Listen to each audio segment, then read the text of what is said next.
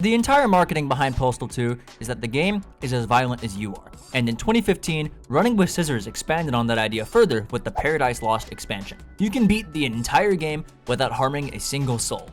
So that's exactly what I did. And just like the original week, I'll be tackling this on one of the hardest difficulties available, the Postal difficulty. So not only am I gonna have to complete the game without killing anybody, everybody's gonna be shooting me from every angle, and I die very, very quickly. All of the rules from the previous run will be carried over into this one, except for one, which I'll cover later. And if you haven't seen the first video already, I'll try my best to cover everything again, but I really highly recommend that you watch the original video first. With all that being said though, it's time once again to follow the Postal Dude's pursuit of pure pacifism as he returns to the town of Paradise to find his lost dog. For anyone who isn't fully aware of the Postal lore, basically, this happened between the events of Postal 2 and Paradise Lost.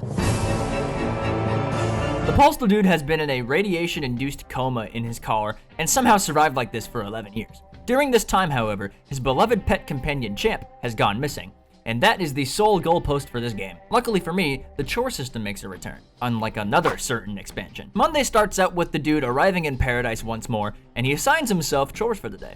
Check animal control for any signs of Champ, and go get some grub at the local Caucasian. Because of the Postal difficulty, the chore involving the photo of Champ and the subsequent chore where you visit the Wise Wang are absent. So you'd think this day would be a walk in the park, right? If you've seen the first video, you know this definitely isn't the case. Postal difficulty introduces a significantly higher level of play required for a pacifist playthrough. Everybody will immediately fire at you once they are aware of you, and the only way to really negate this is with a simple bird to the face. One thing I'd actually like to correct from my original video is the middle finger system. It's actually not a 50-50 like I thought it was. In order to prevent NPCs from attacking me, I need to flip them off after they finish their aggression dialogue. So that way, they're almost pretty much guaranteed to drop their weapon. One major issue with this though is that one single "there he is" enough to actually trigger a whole horde of people if you flip off a surrounding crowd. I start out the playthrough by immediately heading to go eat first, as that's the closer chore to my starting point, not before exploring my surroundings first and refamiliarizing myself with the desolate Paradise layout. It's important to note that I haven't played Paradise Lost since I recorded the footage for my very first video on this channel, all the way back in January of 2023. So it'll be interesting to see how my opinion on this game has changed over the years, because I think it's the best one in the whole series.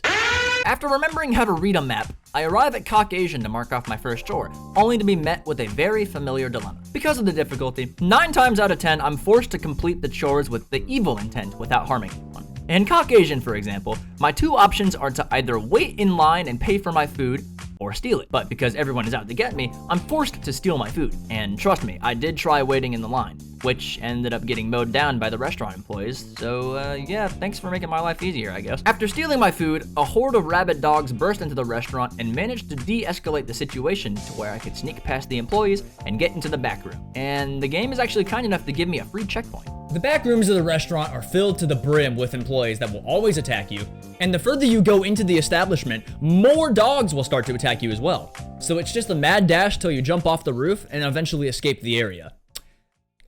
And escape the exploding cars too, oh my god. After escaping from that cultural cacophony of a restaurant, I then head off to the mall, where the Animal Relocation Center is. The animal shelter is slammed full with protesters and scientists, waiting around every corner. So after searching for Champ and finding out he isn't here, I decide to leave, only to get blocked by a heaping pile of elephant excrement. So I venture further into the facility. After crawling down this vent, I encounter an experimented on chimp trapped behind some glass.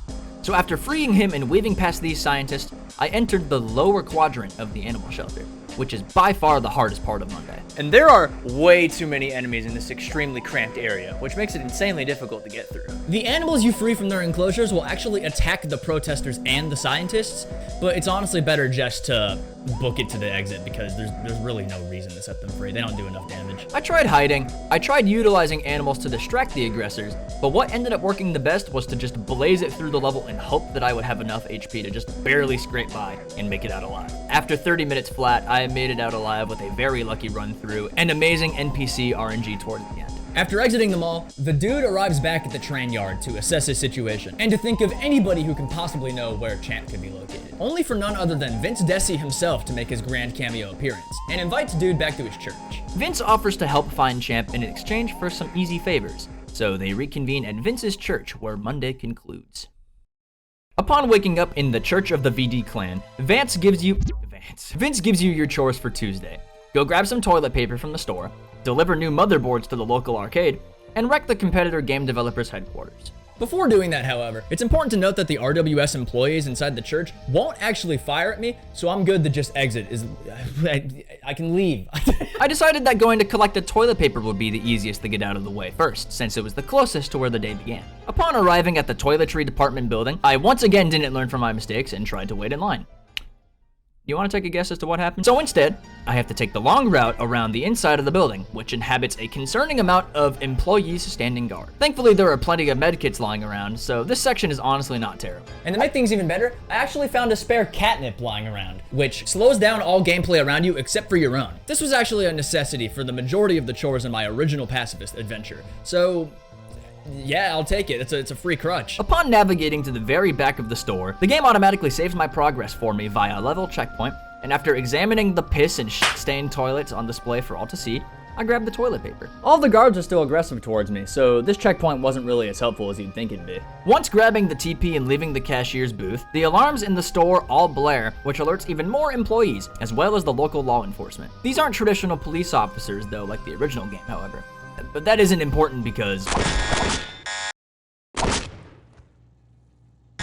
the game decided that making a second forced save right after I'm being shot to death was an amazing idea, causing me to death loop. So I had to redo this entire section again, which was really fucking annoying. Thankfully, when getting back, I remembered that the catnip that I grabbed did exist, but the checkpoint didn't re-trigger, which is very confusing. After getting absolutely high on pot news and running past the moonwalking lawman, I make my great escape from the store and head off towards the mall.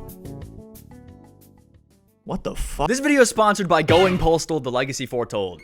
That's right, your boy's in the big leagues now. This is the feature-length Running with Scissors approved behind-the-scenes documentary covering the history of the most infamous cult classic game series ever made, Five Nights at Freddy's. It's got exclusive interviews with Vince Desi and Mike Jarrett of RWS, Rick Hunter, the voice of the Postal Dude, Zach Ward, the actor for Postal Dude, and so many more notable names that made this series what it has become today. The documentary fully explores the history of what made Postal as infamous and controversial as it is today, and the insane challenges that RWS faced in regards to the backlash, censorship, bans, bad press, and even lawsuits that they were dealt with over the years.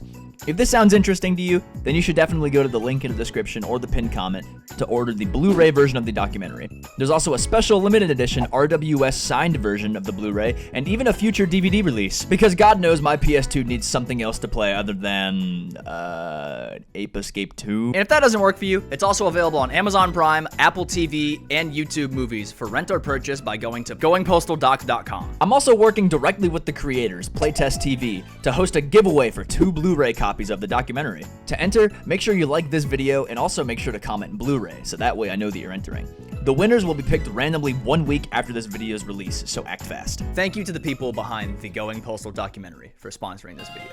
Now, the mall's layout is exactly the same as it was in the original game, albeit with completely different stores, so no more mini library, no more clothes store, etc. Now, this wasn't super apparent before because the animal shelter is located right next to the entrance, but this time I actually have to delve deeper into the mall all the way to the other side where Yeeland's Funland is located. Inside of the arcade, there are tens of arcade cabinets, and my goal is to get Vince's new game in some of these cabinets. But the only way to do that is to talk to the arcade owner, which, doesn't go well. There are way too many people inside of the arcade to reasonably talk to the owner, so I had to get creative. Thankfully, right outside of the arcade on the lower floor, there are 2 vending machines that have a bunch of gear and healing items that I can use to my disposal. I tried a few things out, like flashbangs, which are absolutely fucking horrible, and I would not wish these upon my worst enemy. In order for them to actually work, you have to directly hit an NPC with them, which makes them practically useless. But thankfully in Habib's power station, I eventually found my answer. Yappy's dog treats are actually a healing item in Postal 2, and in Postal difficulty, they're actually the only healing item that you can hold in the player inventory. So my brilliant idea to get past this single conversation is to just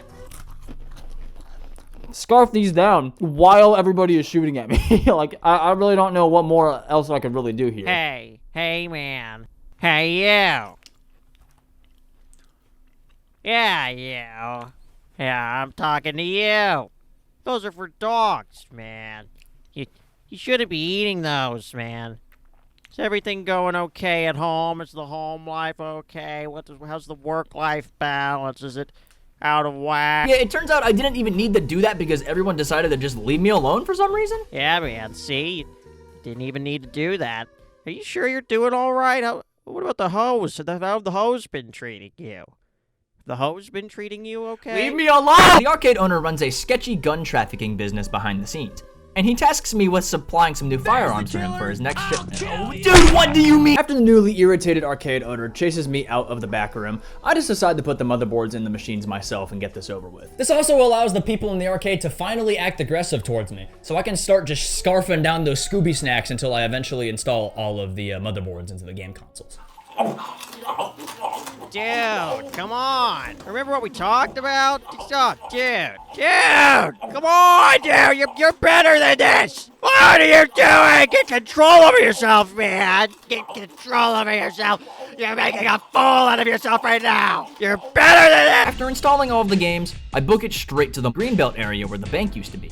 Although now it's the PU Games studio headquarters. Now my chore here is to destroy the competition, but what that actually means is to run inside of the building and destroy every single piece of equipment that they own, including their integral super system, computer thing, neural center. I'm still not entirely sure. Regardless, my go-to strategy was to pop a catnip and then just blow through every single desk with a shovel until the catnip runs out, and then hope that I can make it to this small storage room without anybody following me, because there's some Mary Jane in here. Lighting this with a match will get you over the maximum of 100 health, and even higher than a health pipe would on lower difficulties. This would have been really useful if it weren't for the fact that I remembered that you can just skip all this shit and just go straight to the backmost room and shoot whatever this thing is. I still don't know. Shooting it enough times will actually trigger the end boss fight, which you could also just run straight past thanks to a catnip use. Upon meeting back up with Vince at his church, he waffles on about how he is the only one who possesses the secret of Champ's location, only for the zombies from Monday to break into the church. Vince, being the absolute genius that he is, decides instead of killing the zombies around him by bashing in the zombie domes, he tries to get some zombie dome. I could not think of a better way to word this. The zombies in Paradise Lost are really weird, because not only do you have to either bash or shoot them in the head to kill them, Which I won't be doing because it counts towards the kill count and invalidates the Steam achievement. but they also have a ranged spittle attack, which is just kind of weird to dodge sometimes. I mean, like, it's just annoying, you know? Thankfully, they don't do much damage to me though, and they're pretty easy to just weave by. Except for when they decide to clutter up in this one fucking door. And after making my grand exit from the church through the cemetery and making it all the way towards the back where the sewer entrance is, I'm met once again by Mike J. Asscock in his grand reappearance. Alright, I guess I have to explain this, don't I? Because I skipped Apocalypse Weekend in favor of playing the better game, there's a lot of things carried over from that game into Paradise Lost. Mike J. Asscock, such a stupid name, oh my god, is the final boss of Apocalypse Weekend, and his reappearance here makes just as little sense as to why his character design had to leave the conceptual stages. Regardless, Mike and his zombie goons end up escorting the dude to the junkyard where Wednesday begins. So, yeah, I'm in a cage. This is also a great time to bring up Postal 3, funnily enough. Yeah, Akella's dumpster fire of a postal entry, which really isn't as bad as people make it out to be, is actually super relevant to this game's story. The head wound that the Postal Dude gave himself at the end of the original game's Friday segment is causing a bunch of delusions, including a certain familiar voice that haunts the dude across the whole game. Test. Is this thing on? Oh, you've got to be fucking kidding me! Mad Cow Mike is actually having a wedding today, which, you know what? Congrats, man. I didn't think you had it in you, dog. Cow, whatever. Because of the incompetency of his zombie minions, he tasks me to complete some chores for him.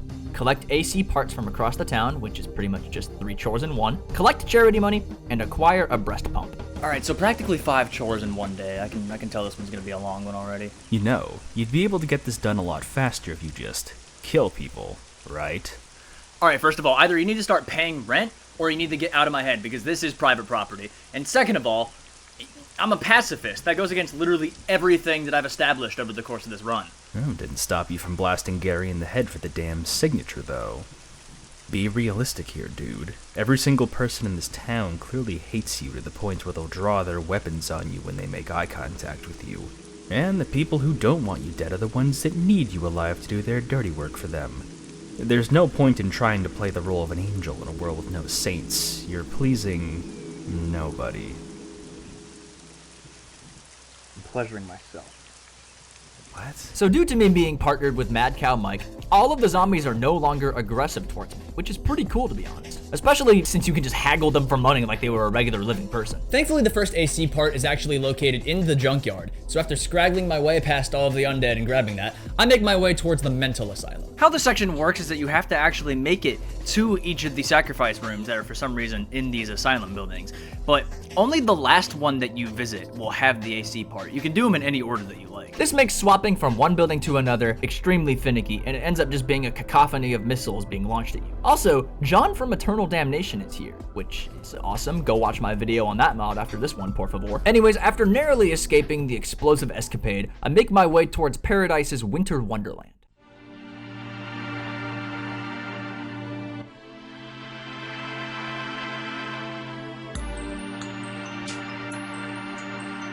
Oh, shit, I forgot about the donations. Where the hell am I gonna get $3,000 from? I know going around and begging and choosing isn't gonna do anything. You could always just kill people, you know. Okay, voice in my head, you're gonna have to try a little bit harder than that. Well, Zach Ward is in town. Really? Yeah, he is. Like, Scut Farkas, Zach Ward? Yep, the Zach Ward.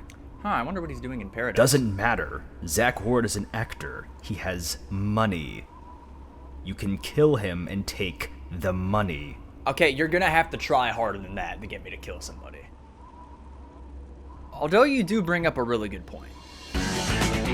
In normal gameplay, you can either haggle people on the street or rob Zach Ward, which the game really wants you to do because, what the deuce? $3,000. So I make my way to the police station, where Zach's meet and greets. Unfortunately, the actual journey to get to Zach Ward is about as boring as turning in the parking ticket in the original game. I had to navigate up through the same way and weave past an even smaller amount of people, so I took a few scenic detours before approaching the Zach Ward. Instead of listening to Zach flap his gums about how great he is, I'm just gonna skip to the boss fight, which really just boils down to me running past his guards and Zach himself, grabbing the money, then weaving back around until I have it. I can just leave. You literally are just able to fuck off and leave with this boss fight. It doesn't make sense. It's also important to note that I left this boss fight on my winning attempt with 1 HP at one moment, right before getting to a med pack. I think I was maybe 2 frames away from dying. That cut it scarily close. Next chore on the list I want to get out of the way is the breast pump, which is located all the way across the map. So after moseying my little ass up there, getting past this insanely annoying woman, and remembering where to go, I meet with the Onceler once again. Yeah, Illumination still hasn't called me back about that Lorax sequel. The breast pump chore is pretty straightforward for the most part, in that instead of killing the cows and then milking the dead corpses, you can milk them humanely while they're still alive. And undead. Yeah, the Mad Cow Tourette's cows make a grand return from Apocalypse Weekend, except this time, now they have Ebola. Normally, in order to kill the cows, you have to either strike them over the head or shoot them in the head to kill them completely.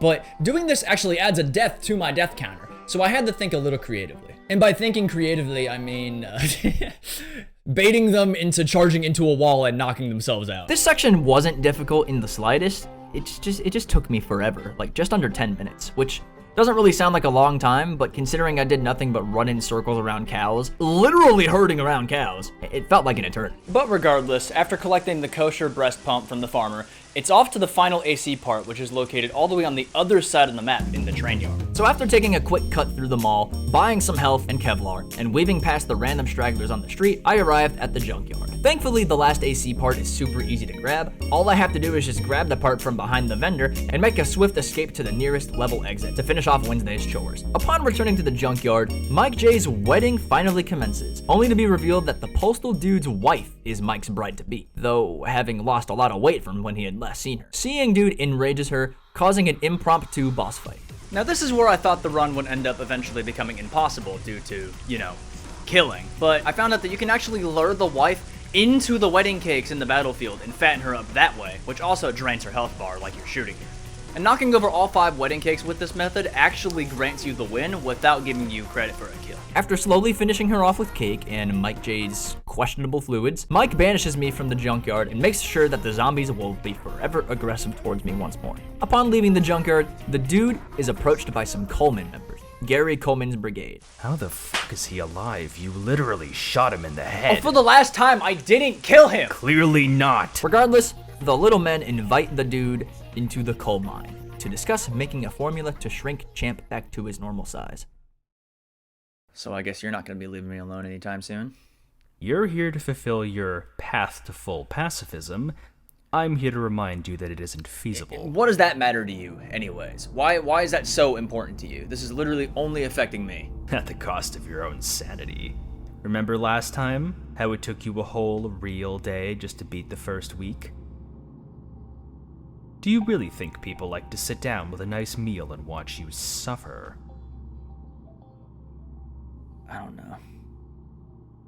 Upon waking up in the coal mine, I'm beckoned by one of the coalmen to meet their leader, which we all know is Gary Coleman. Big McWillis, baby! Oh yeah! Big man McWillis assigns me my next chores in order to concoct the cure to save Champ. These chores are collecting chemicals from the chemical factory, acquiring some mechanical stilts from the robotics factory, and subverting the tall one's entertainment by crashing karaoke. So I head off towards the robotics factory to pick up the stilts, which you can already see where this is going. Yada, yada, yada, yada, yada. I died a few times. Inside the receptionist area of the factory, there's no staff to be about, so I just entered the factory. That's really the only option I had. The robotics factory is a really cool location in this game, to be honest. Not only is there a bunch of scientists walking around, but once actually grabbing the mechanical stilts, the Vendicure robots the scientists are working on go rogue. We all saw this coming, didn't we? So what's really inconvenient about this section is that the robots also count towards the kill counter, unless handled with in a very specific way. But before that, I gotta get past this obstacle. In normal gameplay, you're supposed to just shoot the barrels and the path would open up.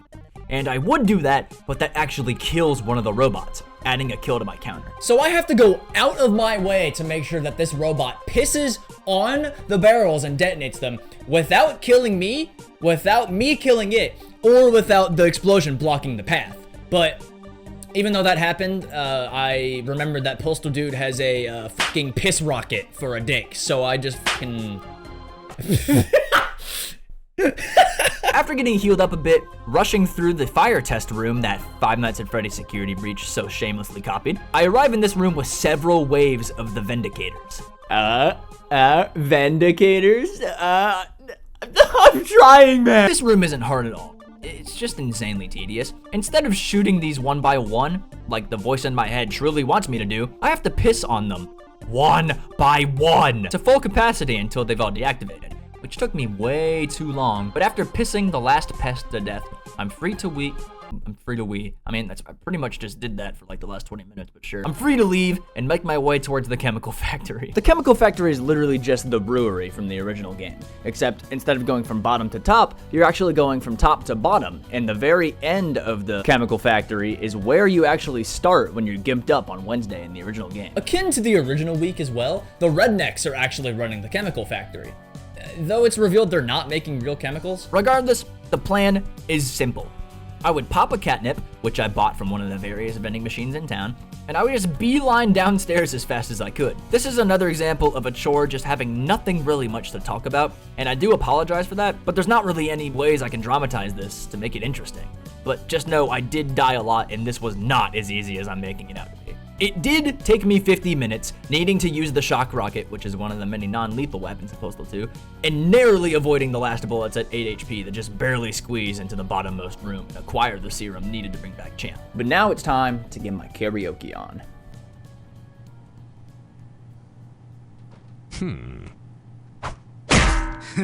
Got it. Because yeah, of course this would happen! So now on top of karaoke, I also have to go to the secret hideout at the old parcel center and get all of my stuff back. Okay, well now it's time to get my karaoke on for real.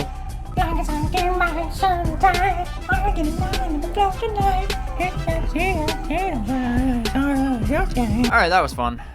So why skip over this one? Don't you want to talk about the insane strategies that you used?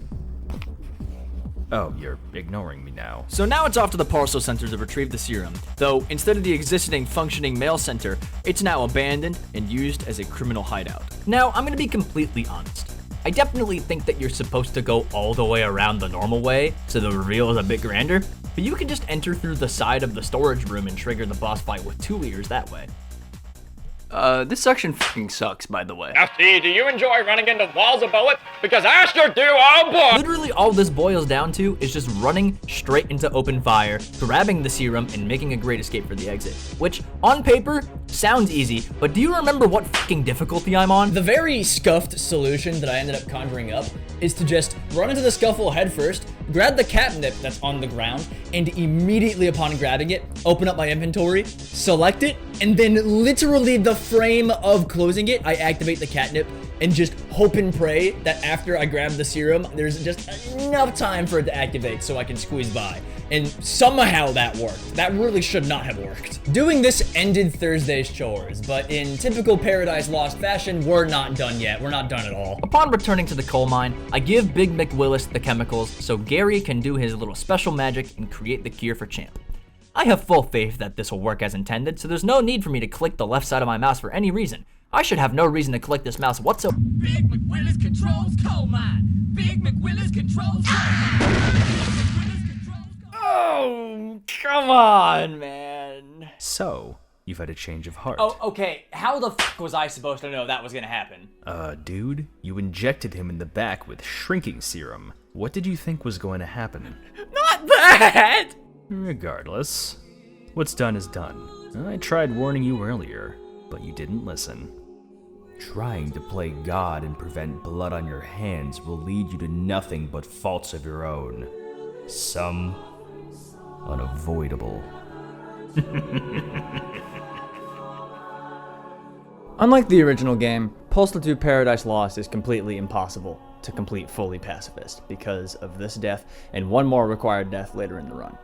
Neither of these actually count towards the kill counter, but I still have blood on my hands. I guess I shouldn't really dwell on this, right? I mean, the hardest part of the day is not even over. The coal mine escape sequence is by far the hardest part of this challenge, no questions asked. Not only do the coalmen fire back at me immediately, but they also swarm me from every angle, front and back, and are posted up at unreachable angles with nearly pinpoint accuracy. This single section is the only reason that my recording file was split into multiple parts.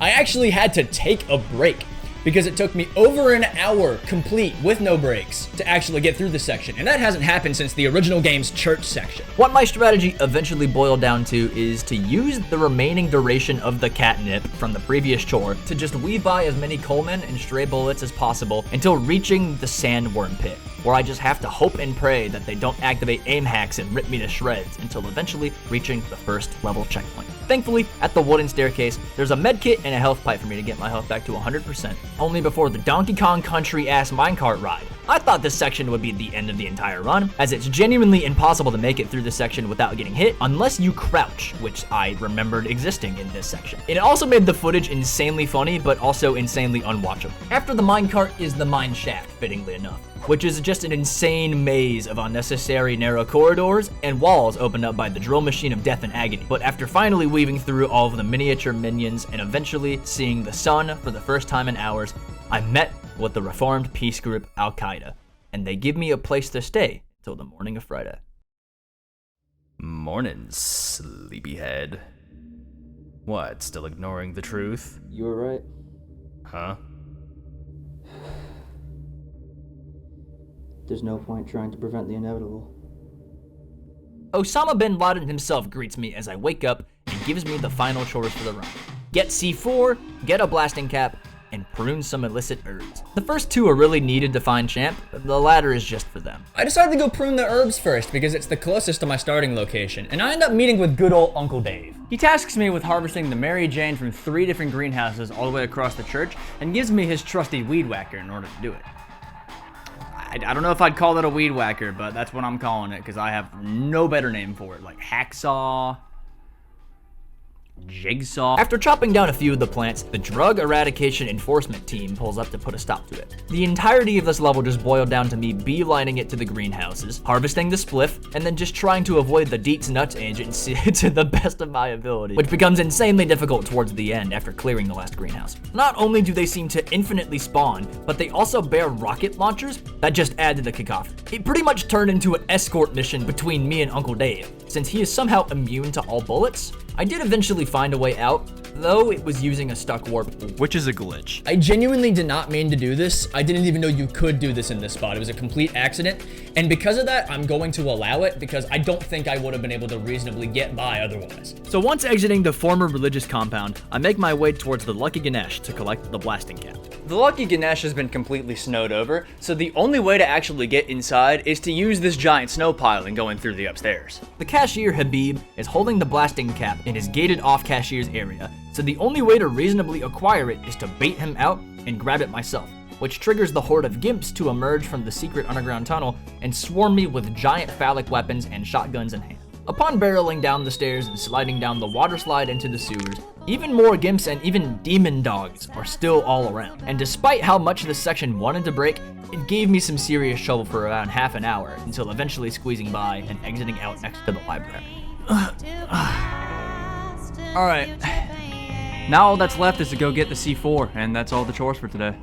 And this chore is where the entire validity of my run was thrown out the window. The encampment is by far the hardest part of Postal 2 Paradise Lost. Not only is it an insane endurance test, making you run through an entire valley of armed survivalists, but it's also just a complete bullet hell, and there's very minimal heals scattered throughout the location. And to make matters even worse, the C4 is located all the way down near the sewer entrance, which is just so far out of the way. I remembered how awful this section was to play on normal difficulty from my very first time playing this. So I started to experiment, and within literally 2 minutes I found an out-of-bounds glitch and skipped the entirety of the level all the way to the damn end. I established at the very beginning of the video, and even in my first pacifist run, that this skip is not allowed, but at this point I just did not care at all anymore. Sorry. Regardless, with a little bit of backtracking and scaling another wall, I was able to grab the C4 and complete the chore. Hey, dude, you know you can't do that, man. Like, how the f*** did you even get back there already, bro? Hey, don't even think about touching that C4. You need to go back around and fight us for it for real. Hey, don't even think about it. Don't you even freaking dare. Hey, no, stop. Hey, I told you to stop! Stop! Stop! What the fuck? After grabbing the C4, the gate that I jumped over is now miraculously open, and I'm free to just go and leave. But there are so many more survivalists than when I actually first came in here. And I came up with the most brain-dead strategy ever to get through these guys. I would grab the C4 and then immediately abuse the flying f*** out of the flashbangs, which, again, are pretty terrible, but they actually were somewhat useful here, surprisingly. It cleared up enough of a path to where I could somehow safely exit the level, at the cost of any watchable footage. I'm sorry. Upon exiting the level, I make it back to Al-Qaeda's hideout, give them the ingredients to make a really yummy bomb, and then remind them about the 72 virgins that they were owed, and make my leave. The next destination is the Hellhole, which, funnily enough, is actually where Postal Dude's trailer was from the first game. Yeah, but strangely enough, somebody already beat us here? Without dwelling on it too much, I make my way into the fiery pits of the underworld, where Champ is supposedly at. Now, you would imagine hell to be the worst area in this game, right? But it's actually the easiest. Like, it's completely barren for the most part, and whenever there are actually enemies on screen, it's only one or two, so you're able to just weave right by them. So it's really just a straight shot run until finally arriving at the final set of vending machines in the game, and a fat stack of cash for me to spend. So after stocking up on some weapons and gear, I stepped foot into the middle of hell and reunited with good old Epero Rocco. I'm here, champ. You know what you must do.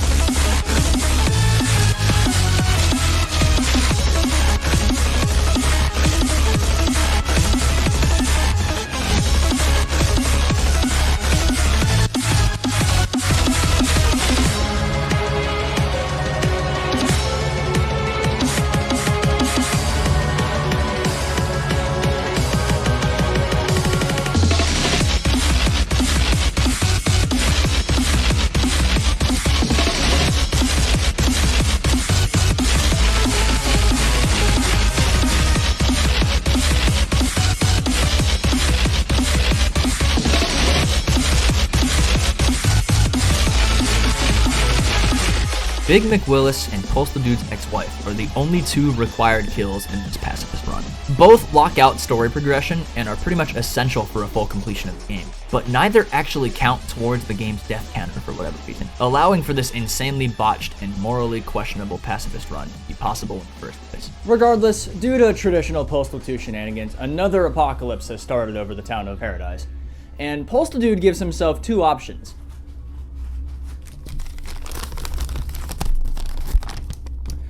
Either go and thank everybody who helped him on his journey and make sure they like and subscribe. Hey, look at this really cool level exit that I found. I think we should take that instead. Yeah, this is the most obvious option. Like, what am I, crazy? I've already spent nearly 2 days on this challenge. You think I'm gonna stay here longer? I'm getting my ass out of here and finishing off the run once and for all, leaving the town of Paradise behind on one of the hardest difficulties without harming a single optional soul. So, what's the takeaway from all this? This is still, in my opinion, the best way to play Postal 2. Just like the original week, I like how these set specific restrictions actually change the playstyle of the game entirely. It makes you use your brain more, and it's genuinely one of the most fun experiences I've had in the game in a long time, and I wish more games were like this. I mentioned this during the Monday segment, but this was my first time playing the DLC since 2023, and I still think my opinion holds up, but I definitely see the cracks showing a lot more than my very first playthrough back then. And oh my god, this was such a harder run compared to the original week. Holy fuck. And I know y'all are curious about this, so just bear with me for a second. This is my death counter for the original week of Postal 2. And this is how many times I died in Paradise Lost. I think it's safe to say this one was just a teensy bit harder. But alas, this long overdue sequel has finally come to a close, and I hope you enjoyed. Consider becoming a channel member. I'm gonna start posting behind the scenes videos on how I actually make these videos. I'm gonna go into like the nitty gritty of the editing, the lighting, the rigging, the shooting, like literally everything that I do for these videos, aside from like some secret stuff that I'm not gonna share just yet. But if you're interested, consider becoming a member. And before anybody asks, no, I will not be doing this challenge for Apocalypse Weekend. I do not want to. I do not like that game, so do not ask me. Okay, bye. Love you. Bye-bye.